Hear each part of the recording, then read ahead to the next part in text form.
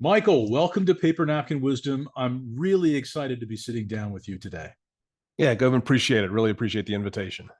And in a little bit of a small world, I'll just pull it in right away that Jim Yeah. Small, a member of your team, was with us a few years ago. So it's exciting that we're bringing you on now too. Yeah, that's great. So your paper napkin's really interesting, and I'm going to read it out. And Mhm. and it is most of your frustrations with people are the result of unclear expectations. Why did you share that with It's, I think it's something that as I've transitioned from a career of having my own manufacturing business and into more of a coaching career, it's something that became very clear to me early on and something I see across every industry, every size organization. And in many cases, it doesn't matter how mature the organization and or the team are. Um, there, I think, are often times we default to thinking people understand what we expect of them. And then we're constantly frustrated with them by not meeting those expectations. But when we flip it around and ask them, they don't actually understand as clearly as we think they do what's expected of them. one of the things I think is really interesting about this is the result of unclear expectations. You didn't specify just with them. Does that mean it could work both ways too? Like, Absolutely. Right. Absolutely. I think sometimes you could be from a team member role, you could be promoted into a role and you have expectations of what you need from your boss to help elevate you into that role and coach and mentor you that you don't communicate. And then you're frustrated that you're not getting it. But so it's absolutely, I think, a two-way street. yeah, I think it was really to me what jumped out right away was the fact that you left expectations open, and it made me Mhm. think that it was mutual in your interpretation. So I think I've been guilty of this in the past. I'll go to a conference, I'll spend a sleepless night writing a new manifesto about some idea or product, or going deeper into how we could solve some problem, come in all excited, lay out the course of what I want, drop effectively a bomb off that's really clear in my head, Right. and then I leave the team to deal with the shrapnel. Is that the kind of thing that you're talking about? That often happens for sure.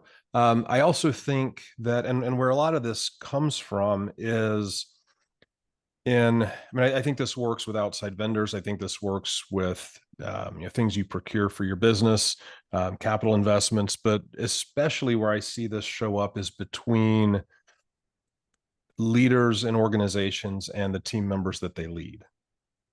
And when I work with companies or work with teams to help them break down issues, I often find that underlying their actual issues are either some sort of a broken process or a person not performing to the expectation that you have for them. And when we dig deeper into the individual performance issues and the expectations, I find that most organizations don't have a system in place to clarify expectations well. There's a great Edwards Deming quote that every system is perfectly designed to get the results it gets. And so if you're having people issues, people aren't sure what to expect of one another, communication's not great, you already have a perfectly designed system. It's just designed to get you those results you don't want. And so that's where I think you've got to start to look at the underlying system of how we communicate expectations. And it really goes back to starting with the onboarding process. Mhm. So let's sort of scale this back a little bit. And you said that you understood this in coming out of your career in manufacturing, and then as you moved into coaching, you saw this. So how did you first? What was your world like before you learned this lesson? Mhm. How did you come about it? So yeah, and so actually, this was something I was more a victim of as a self-inflicted wound in the prior stage of my career. So a little bit on my background. So I grew up in a family manufacturing business through high school and college. We had a manufacturing business in Virginia that manufactured hardwood veneer for the furniture industry. So when I took that over, I was about 27 when I took it over. Um, we were about an $8 million business. 100% of our business was domestic. supplying furniture manufacturers up and down the East Coast. Over a period of about 15 years, I grew that business to around 45 million. We transitioned to an international business. We had offices on 6 continents. We were shipping about 200 containers a month between logs and veneer. But one of the things that was part of the whole growth strategy was I wanted to vertically integrate the business. And so I brought on a partner, set up a separate entity under the same umbrella, and the entity that he ran was a timber merchandising company. So we went from going to sawmills and loggers and buying the highest grade logs to produce veneer to we actually started managing timber ourselves, and we would merchandise everything we didn't want. We would keep the best logs to produce into the veneer that we sold. And so symbiotically that worked really well. And this business partner and I became best friends. We vacationed together with our families. I became his son's godfather. We got really, really close. And in 2008, when the financial markets started to unravel and we went into the Great Recession, I found out that not only had he embezzled $500,000 in 18 months, but he was committing bank fraud through the entity that he was governing. So at that time, if you remember, businesses that were in trouble were essentially throwing the keys at the bank and letting the attorneys fight it out. When we found out what was happening, we brought in a private investigator, kind of verified what my CFO had uncovered, and at the same time went to our lender and went to the U.S. Attorney's Office. So kind of the path that went down took about 4 years, but he ended up being indicted on 2 felony counts. He served 2 years in federal prison. The bank immediately froze all of our accounts to figure out what was going on. So I had a situation where my father had passed. We had transitioned my mother out of the business. I had bought her shares, but she was hung on our bank guarantee. And so we had about a $6 million open term note that was, now she was at risk. So I went to the special assets group and negotiated with them a runway to take the business through an orderly liquidation, because had it gone to auction, they would have recovered nothing. And with a few very fortunate events along the way, we were able, it took about 18 months, but to get the bank made whole and got the creditors made whole. And my wife kind of took the attitude, we would take the haircut, but we wanted to live to fight another day and keep our credit intact. So we got through that, moved to Ohio, started a new business in the same industry where we outsourced our manufacturing. We kept a few key employees and just essentially restarted from scratch. And as I was growing that business, I had been a member of YPO and EO throughout this time and had been kind of implementing a lot of my own bits and pieces of different things I had read and studied, but it was very cobbled together, not very complete. And so I, at the time, had read Traction, had started self-implementing EOS, and I appreciated the holistic nature of it and that it was easy to digest. And so that became something I got very interested in understanding more about the systemization of business as I was going through that process. That then led to me about 5 years later in 2015, one of my colleagues in EO in Ohio asked me if I could help their team kind of self-implement EOS. And so I kind of de facto became their coach, not really intending that to happen. And I really fell in love with that type of work. And realized that the things I had experienced through the last years of my career and things I had endured and overcome really equipped me to facilitate, coach, and mentor with some unique abilities that not a lot of people had based on the experiences I had been through. And so 2015 was when I exited the business, the second business that I had started, and initially started working as an EOS implementer, and then eventually left EOS and started building next level growth. And it was really through that process when I started working with lots of other companies and started helping people break down issues and understand what was really affecting their performance, that I started realizing that even, like, for example, with the accountability chart in EOS and the way that works for anybody that's familiar with it, it still doesn't do a great job of really clarifying what's expected of people. And so those were some things that we started to evolve, and we've created what we refer to as a next level accountability chart. It's got different components to it, really clarifies expectations of people and creates measurable outcomes that people need to achieve in order to be successful in their roles. So they know whether or not they're winning. There's no questions to it. And then it allows us to coach and mentor people in those areas. And so it was really through that I started realizing that one of the underlying issues affecting performance and leading to frustrations is simply the fact that lots of people get onboarded into a job and don't really understand what's expected of them, and even more so how what they do connects to a bigger picture within the organization. I think there's a lot of wisdom in what you shared right there, Michael, and I want to thank you for that. But I think we have to go back. We have to go back and connect some of these dots here. I want to get to the system designed to clarify expectations, because now you've talked about this twice, right? You've brought it up twice. So I want to get back to that. But before we do that, you said something, you just sort of dropped it real quickly, that the things that you'd overcome had equipped you with skills that were beneficial as a coach, right? As a supporter of other organizations, it equipped you with skills. It's incredible how much the challenge, how much the struggle, how much the endurance, sometimes surviving that, sometimes not surviving, but either way, learning from those challenges can equip you with a set of skills that are really quite surprising. Is that kind of what you were hinting at there, that you got some skills through this challenge that you otherwise hadn't expected to pick up along the way? I think so. I mean, in a sense, so it's both, I think, some technical skills as well as some emotional skills. I think when I talk to entrepreneurs, and when we start kind of sharing our stories, what I tend to find is the more vulnerable I can be in how I share what I went through, the more it actually resonates. Because what I tend to find is most entrepreneurs have either been through something in some way, shape, or form similar. In some cases, they're actually going through something, or they're fearful that the time will come when they will. And so it creates a bit of a quick connection.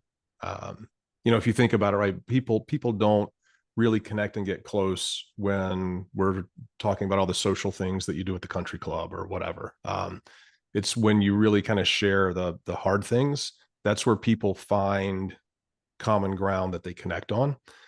So I've found that, but also for 18 months, I was meeting with the special assets group every 2 weeks at our bank. And my father had a background in finance. I did not, but I was very involved financially and things with the business. But some of the financial things that I learned going through that process, things to be mindful of, things to stay ahead of in the business, just lots of various things that I think were taught to me, or that I learned through that whole process. Yeah, and I think that one of the things that I wonder about that it taught you is a little bit about this accountability and expectations thing, because it's very rare that entrepreneurs, CEOs, founders are put in a position where they have to be accountable to someone else. Right. And isn't it true that when you were showing up every 2 weeks to the special assets group, you had to be transparent and accountable to them. You had to actually volunteer to be that level of accountable, because if you weren't, you wouldn't have rebuilt their trust. You wouldn't have been, first of all, you wouldn't have been even given the opportunity, but you would have, they could have closed you down at any point, right? If anything went wrong in those 2-week meetings, they had that over it. So, and that was, you're right. And that was essentially the feeling going into every one of these, is the stakes were that high. Yeah, exactly. Yeah. That must have been really tough to learn to be that accountable. And I think that for some people it's a lesson in humility, but in other people it's just a lesson. It's an opportunity. And you talked about this. You learned some emotional skills, and I wonder how much came from just that volunteered accountability every 2 weeks, that you had to learn that skill. Right. And I hadn't really connected these dots until hearing you ask it or mention it that way. But so as an example, I mentioned I was second generation in this business, right? So Mm, I wasn't in the family business. I grew up in it. I didn't build it. My father did. And my father was born in 27 in Chicago. He grew up the tail end of the Great Depression, right? And so grew up very poor, and really through a lot of grit and determination and good decision making and some fortunate breaks, um, through a different vehicle in a different circumstance, he learned a lot of those disciplines. mm. And those were things that the way I grew up as a second generation in the business, I didn't learn those naturally growing up. And it really kind of took at sort of the midpoint of my life in my late 30s going through this to really learn those things.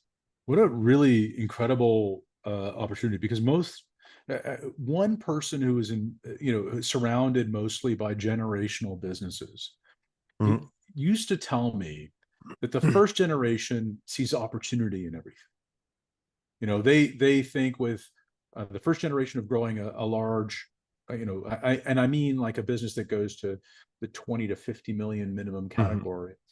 These entrepreneurs, these founders, see things as opportunity, are very risk, are very managing risk, but are willing to take the risk because they're willing to build. They see the growth opportunity and they want to capture Right. the growth opportunity.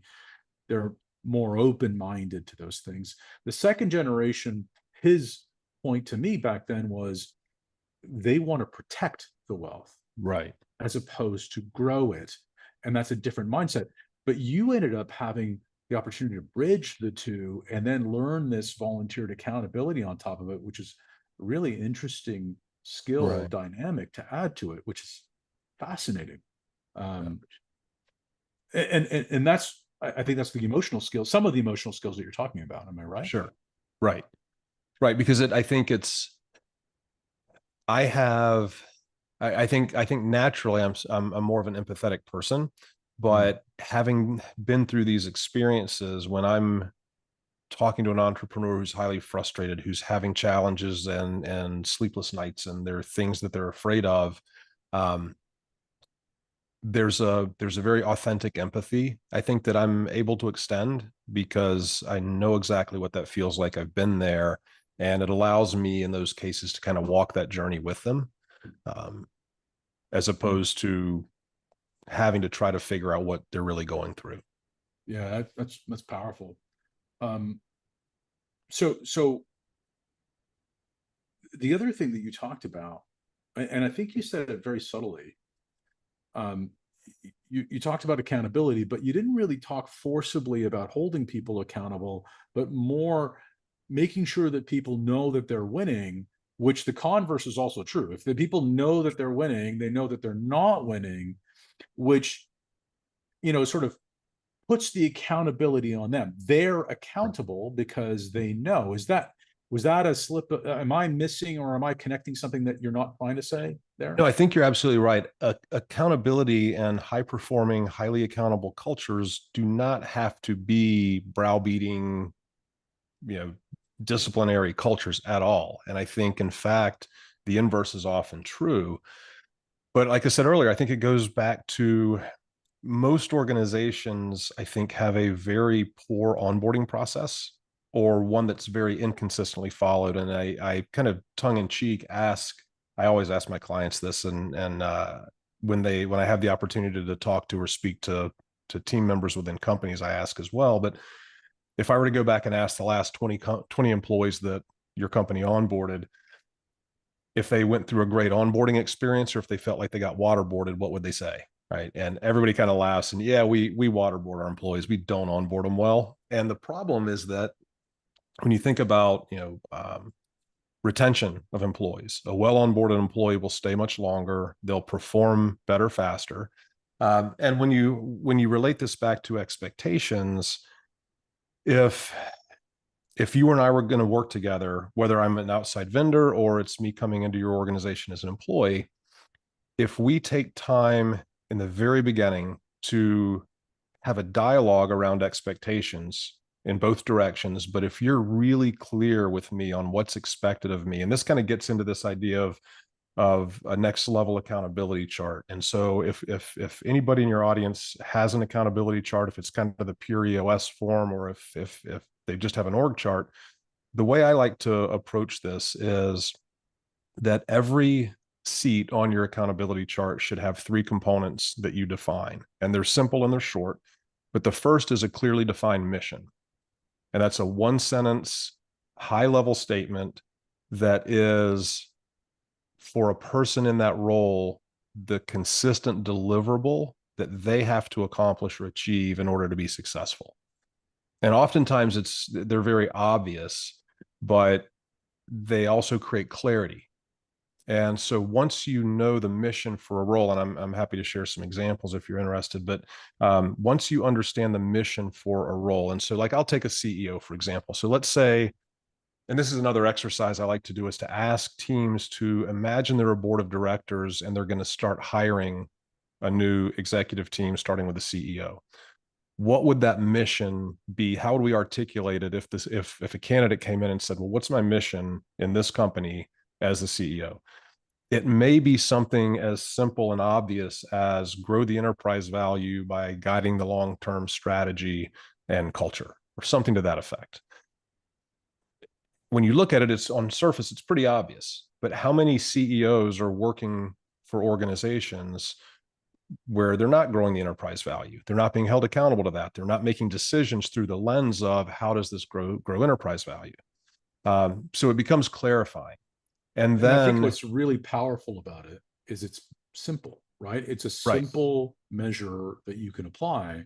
And I often say this, that, the mission of every pro sports team is obvious and simple. It's a win, right? They want to win, and then they muddle about with a bunch of tactics that some deploy more successfully and consistently than others, and some lose track of when it comes to how they onboard, retain, practice, and so on and so forth. So I think the mission becomes this prominent, simple element that you can really understand and put everything through. That makes a lot of sense. What's the second? Yeah. So the second component of it is what we have branded as a most critical outcome. And so I was watching a recent interview with Joe Polish and Harvey McKay, and Harvey made a statement that I think is universally true and a little bit direct, but that things in life pay off on results, not effort. And I think it's very true. Doesn't mean we don't reward effort and when we see momentum, but at the end of the day, it's about results. And so the idea with the most critical outcome is it really answers two questions. Number one, if we're going to look at an outcome, not leading indicators, but an actual deliverable outcome that would prove success in the achieving of a mission, what would that be? So probably a more common example, if you think about companies, and you've probably worked with several yourself, where we've got a sales manager in place, or we've got a chief revenue officer, we're missing our revenue goals, we tolerate mediocrity, they're trying hard, whatever the case may be, there's lots of excuses and lots of storytelling. So one of the things I look at is, for a sales leader, a mission is typically something like consistently grow lead conversion to meet or exceed revenue goals or revenue budget, whatever that may be. That's a finite number. It's easy. That's a really obvious statement. But if you and I agree, if you came to work for me as our chief revenue officer and we agree that that's your mission, then it becomes much easier to, one, you're going to want to hold yourself accountable to it, but I can hold you accountable to it as well, because we've already agreed to that. There's no gray area, no argument. The most critical outcome would simply be revenue dollars to budget. Every year, that's what it is. And if you're meeting or exceeding that, you're winning. If you're not winning. And we need to figure out how to get you coached up. Or if you can't get there, get you coached out and bring in the next one. Just like a professional most critical outcome, just to be clear, Michael, is quantitative in measure. 100% quantitative. It is often, especially in an executive team, it's typically a lagging indicator because it's an outcome. And it has a handful of key drivers, which are the daily and weekly metrics you want to be tracking. But, same thing for like a director of operations. It might be net operating income percentage to budget, right? I want Got them it. to go get us the percentage of net operating income and manage expenses accordingly. And so what you start to do is, if you think about that most critical outcome in each role, what is the outcome, not the inputs, that prove success in their mission?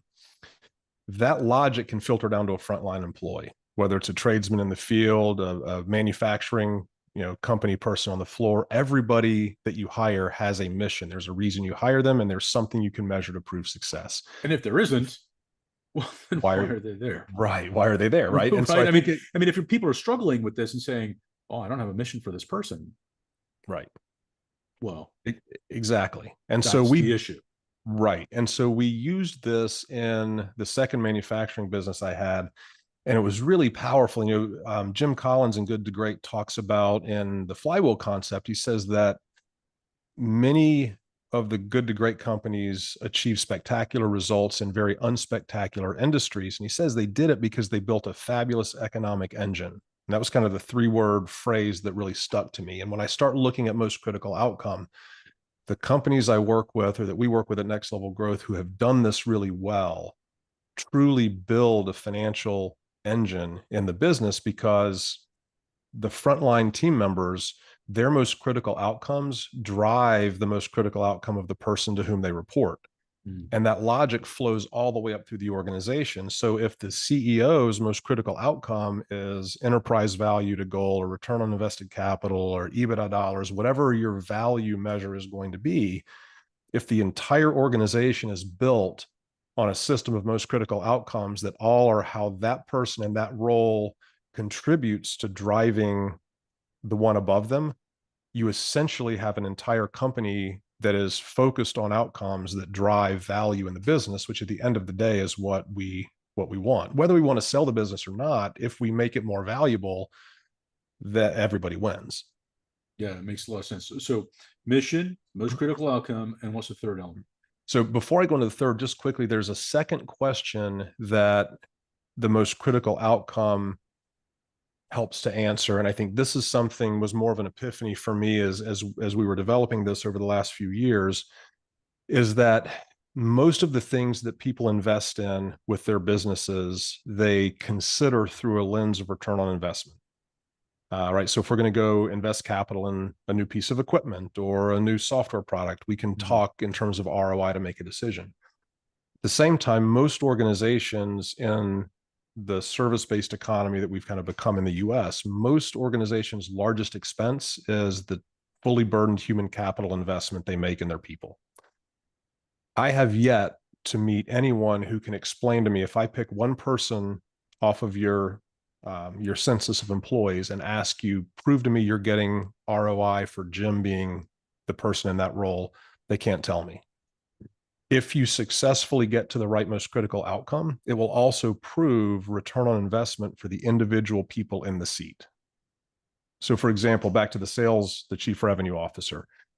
If I'm paying a chief revenue officer who's consistently meeting or exceeding our budgets every year for our revenue goals, I'm absolutely getting ROI on the person that I've got in that role. And so it starts to allow you to think about, actually, you're making capital investments in these people, right? And so are you looking at it the same way? Yeah, it's really interesting. One of the things that, sort of flipping back again, a little cobblestone that we stepped on the way, was your father built the business in the Depression era. Mm-hmm. And, that generation, I find, is the term my mother used to always use is mean with money. They're really tough. Mm-hmm. They got the most out of everything. A great Yeah. example of this is my wife's grandmother would always, when we buying cucumbers by the basket, sneak an extra couple cucumbers into the basket, Right. say you have to shove it, you have to fill it right up. And my wife couldn't do it. So she'd always buy two and then stuff one and then bring it to her. Right. Because she wasn't that didn't come naturally to her. Right. But that frugalness and that ability to be able to prove value, just not think value, but prove value, sort of comes out in that being mean with money and being frugal and being smart about what you're doing and getting a return on investment on every seat. Right. I like that proving value for Right. that Yeah. for that No, I seat. love that story. So number So three. Are we Yeah. on to So number 3 now? yes, Okay. exactly. So appreciate that. So the third component, the final component, is what I call obsessions. And so if you Sorry, say think that of again. obsessions, Obsessions. Okay. yes, mission, most critical outcome, and obsessions. And so one of so kind of our whole model is around what we call the 5 obsessions of elite organizations. I'm actually nearing the completion of a manuscript. I've got a book that'll be coming out early next year by that same title. And one of those 5 obsessions is a culture of performance. And so I believe that to really perform at a high level and to a high standard, you have to almost be obsessed about a certain few things in your role and treat them that way. And so the idea with obsessions, think about buckets of responsibility. So let's go back to our sales chief revenue officer or sales manager. In my company, with a sales manager in place, I really wanted them to obsess about 3 things every single day. The first was I wanted them to obsess about leading, managing, retaining, and holding their team accountable. So when I break that one down, right, leadership is the mentorship, the coaching, the relationship building with the sales staff. The management is more the tactical, executing, doing the things they're supposed to be doing and doing them right. The reason I like to consider retention when I say lead, manage, retain, and hold my team accountable is I think most people go to work for a company, but when they quit their boss. And so if you have teams within an organization that struggle to retain talented employees, you almost always have a leadership issue. And so I need them to focus on retention. And then lastly, holding the team accountable. I think if you have hired right and you've got clear expectations, most people will hold themselves accountable. But I find that leaders who aren't willing to have tough conversations and hold people accountable when they're not holding themselves accountable, those teams always underperform. So to me, that's one of the 3 obsessions. And I think anybody who leads a team, that has to be one of the things they obsess about every day, which is a lot about looking out and up in leading the team versus always looking down and into the team. The second one, I think at an executive level, I want this person focused on our strategy and the plans to achieve that strategy. So I'll usually start with a phrase and then people customize this if they agree with the logic. But a second obsession to me for a sales manager, chief revenue officer might be to own the sales strategy, plan, and outcomes. And so the reason I phrase it like that, I think each of these obsessions needs to have a verb because they're actions that I need them to stay focused on. And when I say own the sales strategy, what I mean by that is this person should have the aptitude to create our sales strategy, to analyze it, if there are areas where it's not working, to adjust it. So they really need to fully own the sales strategy. And if they get stuck, the rest of the team's there to help them. But ideally, this is the tip of the spear for our sales strategy. They need to own the plans as to how we're executing on that strategy, and they own the outcomes of that strategy. And so to me, that kind of encapsulates the strategic aspect of their role in leading our sales organization. Third obsession, and typically the final one, is I'll say something around like owning our sales playbook and execution. Right. And one of the things, and you probably see this too, but when I go into organizations and I start digging around with the sales team, very few sales teams have team members who are all doing it the same way. Right. It's chaos. They're all kind of making it up as they go. There's not a best practice system for how we sell what we do and sell the value. So I'll ask, like, can I see your sales playbook? And it's almost always, oh, it's kind of in our heads, or, we used to have one and it's buried on the Z drive in the server and nobody knows where it is. And so I think that role really has to own how we run the plays as salespeople, and how well we're executing that. And so I feel like if a chief revenue officer or a sales manager shows up on a daily basis focused on leading, managing, retaining, holding their team accountable, owning the sales strategy, plan, and outcomes, and owning the sales playbook and its execution, I just need them to focus on those 3 things. And if they're doing those 3 things well and let everything else be noise, they will almost always lead a very successful sales team. Yeah, I think it's really powerful. And so we don't lose it.